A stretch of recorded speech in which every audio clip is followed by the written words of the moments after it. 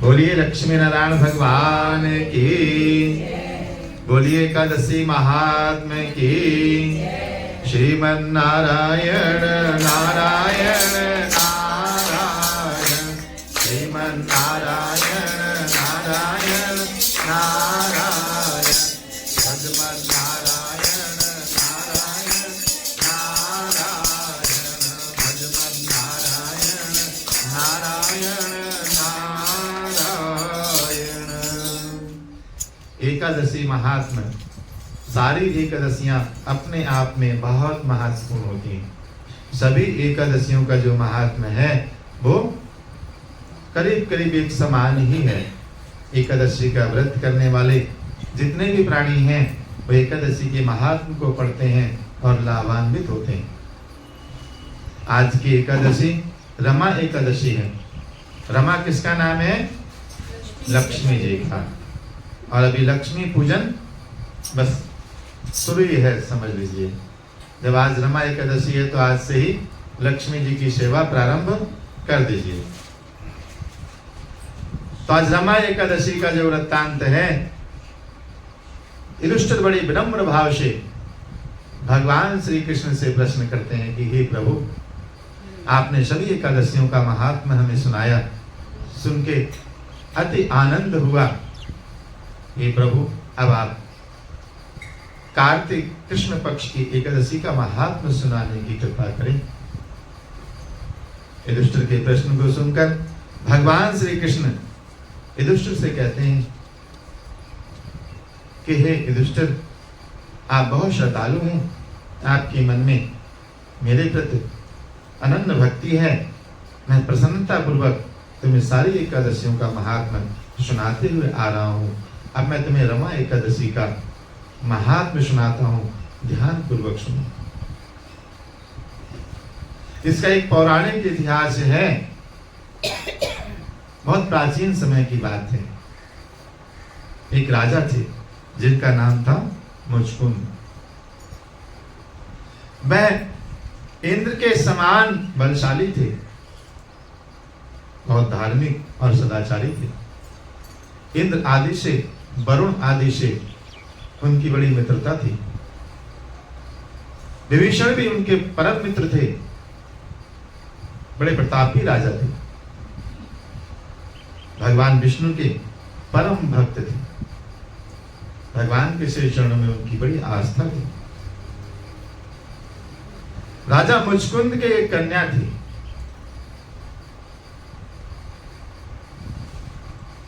कन्या का विवाह उन्होंने अपने पड़ोस के ही एक राजा चंद्रकेतु थे, उनके पुत्र से कर दिया।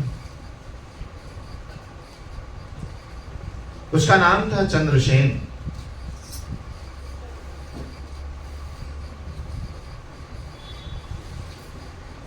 उसके साथ उन्होंने अपनी कन्या का विवाह संपन्न कर दिया। चंद्रसेन राजा जो थे, उनका जो पुत्र था शोभन, उसके साथ उन्होंने अपनी कन्या का विवाह किया। शोभन बहुत ही सुंदर और बहुत ही गुणवान थे। अपनी कन्या का विवाह करके राजा सुखपूर्वक अपना राज्य करने लगे। एक ही कन्या थी, इसलिए उनका सारा दायित्व पूर्ण हुआ। समय व्यतीत होता गया। राजा क्योंकि धर्मात्मा थे, इसलिए उनके राज्य में जब एकादशी की तिथि आती थी तो सभी लोग व्रत किया करते थे। एक दिन की बात है कि शोभन अपनी ससुराल आए हुए थे। दूसरे ही दिन एकादशी तिथि थी। राज्य में ढिढोरा पीट दिया गया कि कल एकादशी की तिथि है, सभी लोग जो हैं एकादशी का व्रत करेंगे। जब ये समाचार शोभन को प्राप्त हुआ,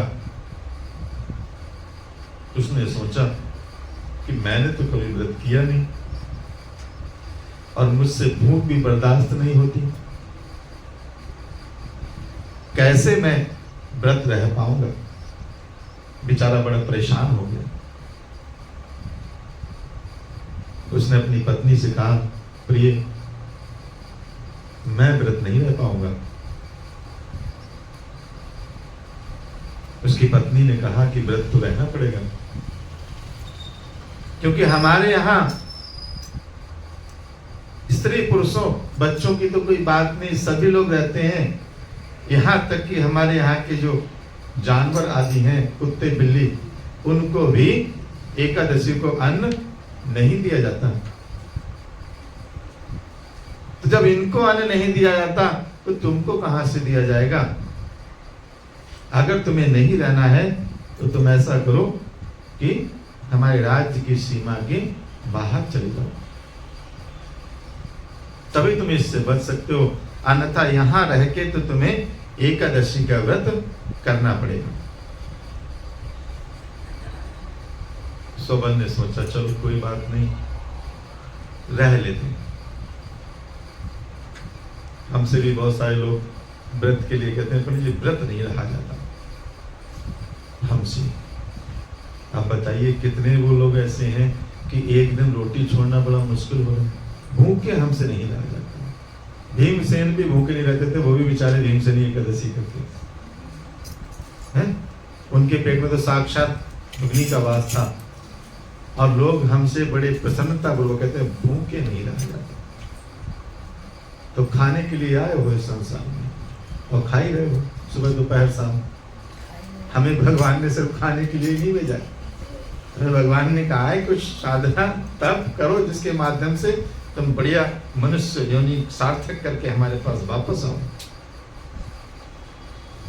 तो इसलिए हाँ, अगर शरीर में किसी तरह की व्याधि परेशानी है तो वो अलग बात है, क्योंकि व्याधियां जब होती हैं, कोई रोग हो जाता है, कोई परेशानी हो जाती है, तो शरीर की रक्षा करनी चाहिए। लेकिन अगर आप स्वस्थ हैं तो अगर हम एक दिन नहीं भी खाएंगे तो क्या फर्क पड़ा जा रहा है? एक आध ग्राम वजन कम हो जाएगा, ज्यादा से ज्यादा कुछ नहीं होगा। तो इसलिए उससे कुछ नहीं होना है। शोभन बेचारा जो है व्रत कर लेता है, और व्रत करते पूरा दिन बेचारा जैसे तैसे व्यतीत करता है। शाम होती है, सूर्यास्त हो जाता है। सूर्यास्त होने के बाद फिर वो व्रत तो है ही है। कहते हैं जो लोग एकादशी का व्रत करते हैं उनका विधान भी होता है कि रात्रि में जागरण करो। तो उस राजा के यहाँ सब लोग बड़ी श्रद्धा भक्ति पूर्वक व्रत करते थे और रात्रि में जागरण होता था। जागरण मैंने आपको बताया था कैसा होता है कि भाई सब लोग भगवान का भजन कर रहे हैं, कीर्तन कर रहे हैं, रात्रि बीत गई, एक पहर की रात्रि बीत गई, एक पहर के बाद फिर भगवान की आरती की, और उसके बाद फिर कीर्तन शुरू हो गया। दूसरा पहर बीत गया, दूसरे पहर के बाद फिर भगवान की आरती की, फिर भगवान का संकीर्तन किया, फिर तीसरा पहर बीत गया, यानी चतुर्थ पहर, चारों पहर बीत गए भगवान के सुमरन कीर्तन भजन में। ऐसे जागरण होता था। अब जैसे जैसे रात्रि बढ़ती जाती वैसे वैसे जो शोभन हैं उनकी स्थितियां बिगड़ती जाती। वो भूख के मारे व्याकुल हो गया, शरीर उसका थोड़ा कमजोर था, भूख बर्दाश्त नहीं कर पाया। प्रातः काल होते होते तक उनके प्राण पखेरु उड़ गए, वो चले गए। अगर एकादशी के व्रत करने वाले एकादशी का व्रत करते करते अगर एकादशी के दिन किसी के प्राण निकल गए तो आप ये मानिए कि परमात्मा आपको सायुज्य मुक्ति प्रदान कर देगा, क्योंकि पुण्यात्मा लोग होते हैं जो एकादशी के दिन जाते हैं। एकादशी के दिन साधारण लोग नहीं जाते। आप लोग विचार करके देखिएगा, आपके घर परिवार आसपास कोई गए हैं अगर इस तिथि को, तो बड़े पुण्यात्मा लोग होते हैं, बड़े धर्मात्मा लोग होते हैं, अपने जीवन में बड़े धर्म कर्म करते हैं, तो वो उन लोगों को परमात्मा उस तिथि को प्रदान करते हैं। तो इसलिए आज की कथा को सुन के ऐसा मत सोचना कि जब वो एकादशी व्रत करके चला गया तो पंडित जी हमें ऐसे ही कह रहे हैं। हाँ, इसलिए हम आपको ये बात बता रहे हैं कि एकादशी को जाना तो हमें सबको है। ऐसा थोड़ी कि हम लोग यहीं परमानेंट रहेंगे। एकादशी को व्रत करके उस अवस्था में व्यक्ति गया, उसे कौन सा सुख प्राप्त हुआ? देखिए अभी कथा में आपको पता चलेगा। उसके प्राण निकल जाते हैं, बेचारी उसकी पत्नी बड़ी दुखी होती है, जैसे तैसे बेचारी अपने आप को संभालती है, उसकी अंत्येष्टि क्रिया आदि संपन्न करती है। पहले नियम था, सती प्रथा थी, साथ में ही चले जाते थे, लेकिन राजा ने मना किया, ऐसा मत करो, अभी तुम्हारी कोई ऐसी अवस्था नहीं है। उनका संस्कार करने के बाद वो अपने पिता के घर में ही निवास करने लगे। भगवान के प्रति उसकी भक्ति बढ़ती गई, प्रभु की सेवा करती, प्रभु के भजन में लीन रहती, समय व्यतीत होता गया। कुछ समय के उपरांत उस राजा के राज में एक पंडित जी रहते थे, वो बड़े धर्मात्मा थे, भगवान के बड़े भजनानंदी थे, आनंद में अपना इधर उधर यात्राएं करते रहते थे, तीर्थ यात्राएं। एक यात्रा पे निकले, वो यात्रा करते करते पता नहीं कौन से पहाड़ पे चढ़ गए, किधर पहुंच गए, एक ऐसे स्थान पे पहुंच गए जो बड़ा रमणीक था, जहां पर साधारण लोग नहीं थे, बड़े असाधारण सा वातावरण था, बड़ा सुंदर दृश्य था। देवतुल्य लोग वहां रहते थे और उन्होंने देखा कि अरे ये तो बहुत रमणीक स्थान है।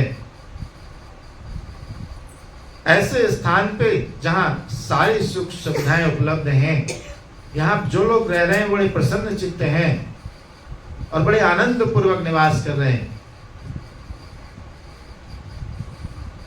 उसी में उन्होंने देखा कि हमारे राजा का जो दामाद है वो भी विचरण कर रहा है। तो उन्होंने उसको नजदीक बुलाया, कहा अरे आप तो हमारे राजा के दामाद हैं, हाँ यहाँ आप कैसे? उसने कहा कि मैंने धोखे से एकादशी का व्रत कर लिया था, उसका पुण्य मुझे ये प्राप्त हुआ है कि मुझे यहाँ रहने का अवसर प्राप्त हुआ, ये सारी सुख सुविधाएं प्राप्त हुई, लेकिन क्योंकि धोखे से किया था और ज्यादा पुण्य मेरे पास नहीं था, इसलिए कुछ समय के लिए मुझे सुख प्रदान किया गया। इसका मतलब ये है कि हमारे जो कुछ पुण्य कर्म है, हमारे जो नेक कर्म है, उनका प्रतिफल परमात्मा हमें देंगे तो वो परमानेंट नहीं देते, जितने हैं उतना ही देंगे, जितने हैं उतना ही देंगे। अगर आपने कुछ दिन तक रामायण का पाठ किया है, कुछ दिन तक कुछ पुण्य कर्म किए हैं, तो उसका जितना प्रतिफल है उतना ही हमें प्रदान किया जाता है। जैसे यहाँ पर जीवन परमानेंट नहीं है, वैसे ही वहां पे ऐसा नहीं कि आपको सदा सदा के लिए वहां परमानेंट कर दिया गया कि आपको ये अच्छा फल किया था, आपने अच्छा काम किया तो ये फल आपको हमेशा मिलता रहेगा, नहीं। वो चीज हमें तब प्राप्त होती है जब हमारी साधना उस लेवल की होती है। इसलिए साधु महात्मा जन जो होते हैं वो परमात्मा से भौतिक सुख की अपेक्षा ना करके उनसे कहते हैं प्रभु मुझे सायुज मुक्ति चाहिए, ये जीवन और मरण के बंधन से मुझे मुक्त कर दो, तब वो परम धाम की प्राप्ति कर सकते हैं। और परम धाम की प्राप्ति करने के लिए हमारा एक जीवन पूर्ण नहीं है। हमारे महातपस्वी लोग कई कई जन्म लेते हुए उन्होंने साधना की है, तब कहीं जाके उन्होंने परमात्मा की परम धाम की प्राप्ति की। इसलिए वो जो उसने पुण्य कर्म किया था उसका प्रतिफल यह था कि उसे कुछ समय के लिए वहां पर रख दिया गया था। तो उसने कहा ये परमानेंट नहीं है, कुछ समय के लिए मुझे यहाँ पर रखा गया है। लेकिन अगर कोई बहुत पुण्यात्मा व्यक्ति, कोई बहुत धर्माचारी व्यक्ति है, वो यहाँ और ज्यादा समय तक रह सकता है। तो मैं आपसे एक प्रार्थना करूंगा कि आप जब यहाँ से जाएं तो मेरी पत्नी तो बड़ी धर्मात्मा है, मैं तो नहीं करता था, वो तो बड़ी सदाचारी है, वो तो सारे व्रत करती है, उसके पास तो बहुत पुण्य है, तो आप उससे जाके बता देना कि कुछ पुण्य जो है मेरे नाम अर्पण कर देगी, जिससे यहाँ रहने का समय मुझे अधिक मिल जाएगा। ऐसा सुन के वो पंडित जी अपनी तीर्थ यात्रा पूर्ण करके जब वापस आते हैं तो वापस आकर वो राजा की सभा में जाते हैं और अपना ये वृत्तांत सारा सुनाते हैं। राजा की पुत्री ये सुनकर बड़ी प्रसन्न चित्त होती है और पंडित जी से कहती है, पंडित जी आप ये जो बोल रहे हैं ये सत्य है या स्वप्न में देखा था आपने? ये तो स्वप्न जैसी बातें आप बता रहे हैं, क्या ये सत्य है? तब पंडित जी कहते हैं, नहीं नहीं स्वप्न नहीं है, ये सत्य ही है। ऐसा मैंने स्वतः अपने इन नेत्रों से ही देखा है। तब उस कन्या को विश्वास होता है। तब वो पंडित जी से कहती है, मैं अपने पति के दर्शन करना चाहती हूँ, क्या आप मुझे मिलवा सकते हैं? तो पंडित जी ने कहा, हाँ बिल्कुल, कुछ समय लगेगा यात्रा करने में, हम आपको मिलवा देंगे।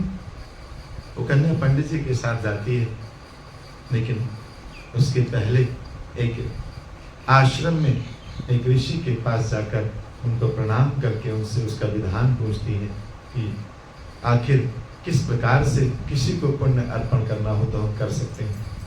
तो ऋषि बताते हैं कि आप शुद्ध सात्विक होकर भगवान के श्री चरणों का ध्यान करते हुए अपने जीवन के किए हुए पुण्यों को किसी को अर्पण कर सकते हैं।